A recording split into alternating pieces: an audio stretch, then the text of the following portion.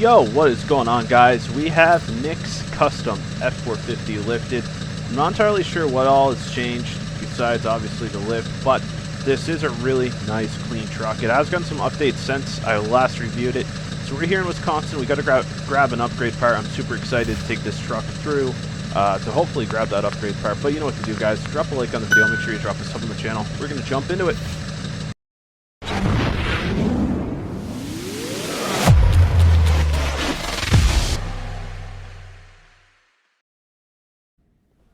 Alright guys, time to check out NICKS custom F450 lifted. I'm not entirely sure what all changed with this.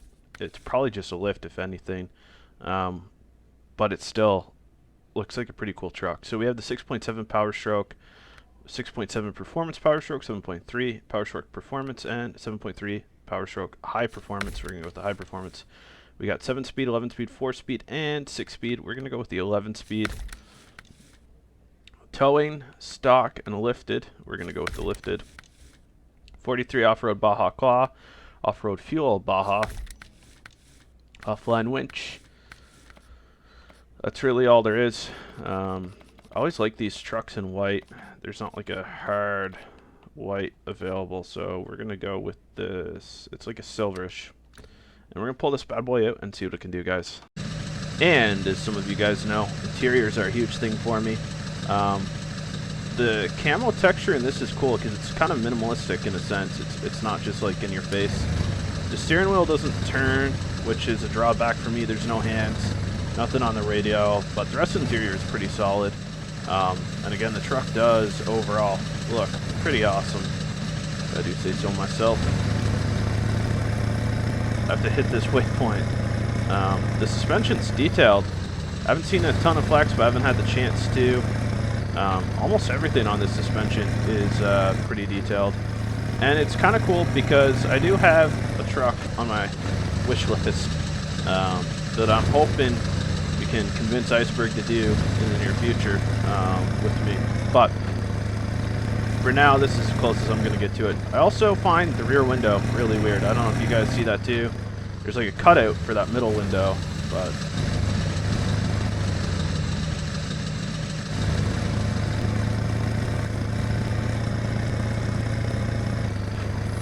we do have the 11-speed transmission, and the reason behind taking this over any of the other ones was more so than anything just the fact that, you know, when you look at this truck, at any stance, and it just looks really, really incredible, honestly.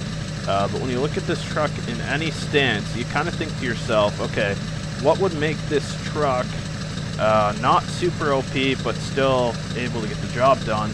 And I think having the 11-speed is good, because you're not going to have like a super ton of low-end torque, exactly, which I think will help you navigate some of the stuff you have to navigate here with this lift.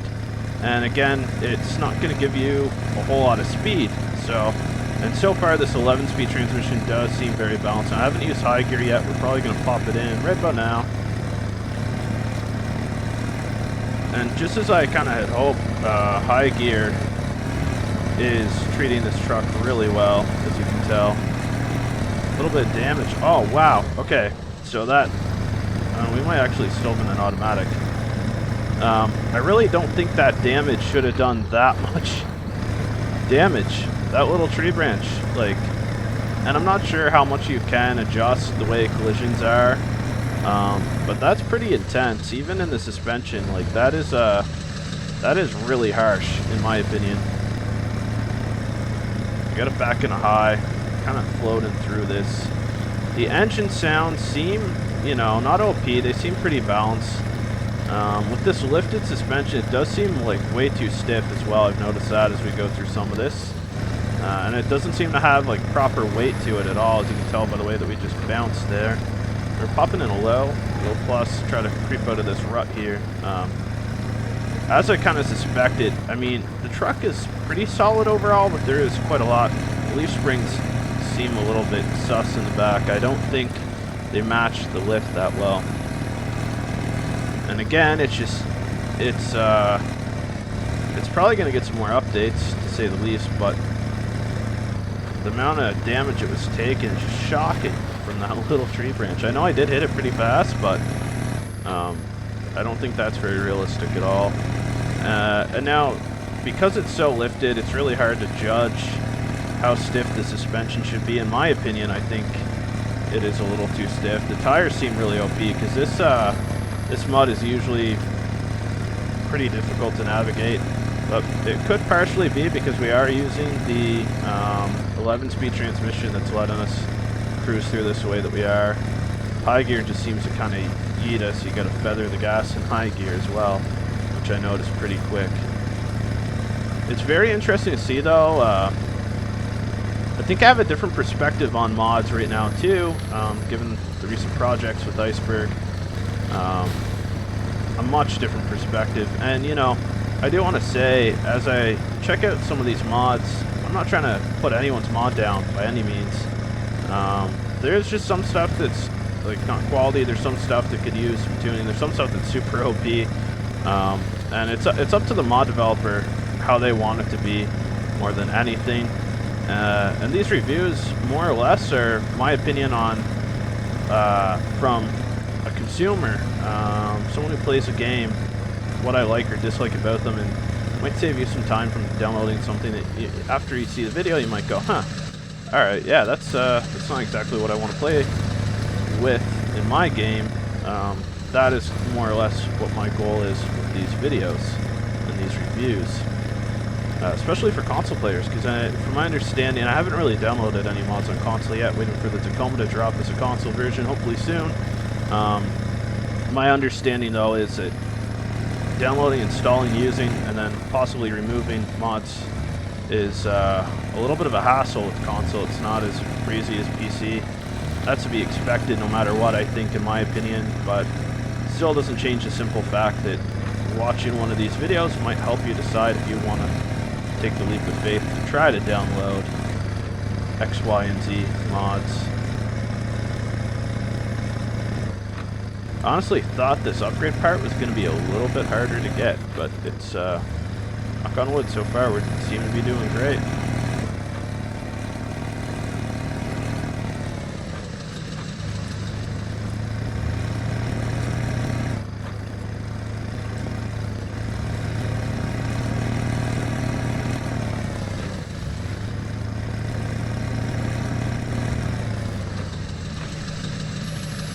Let's see if we can crawl up these.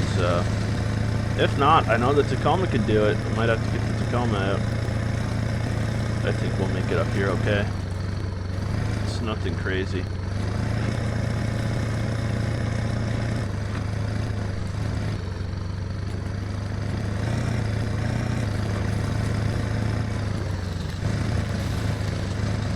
I am going way too fast, but again, I don't think the high gear should bring this kind of acceleration to the table, in my opinion. I really don't. I think the damage is tackling on way too fast too, but I don't know how much it can withstand. But yeah, that high gear just, yep, there we go. And that's something I never understood, why high gear has to be such a yeet mobile for so many different mods, why it can't be balanced. Alright, we're crawling through here, guys, and we're gonna make it.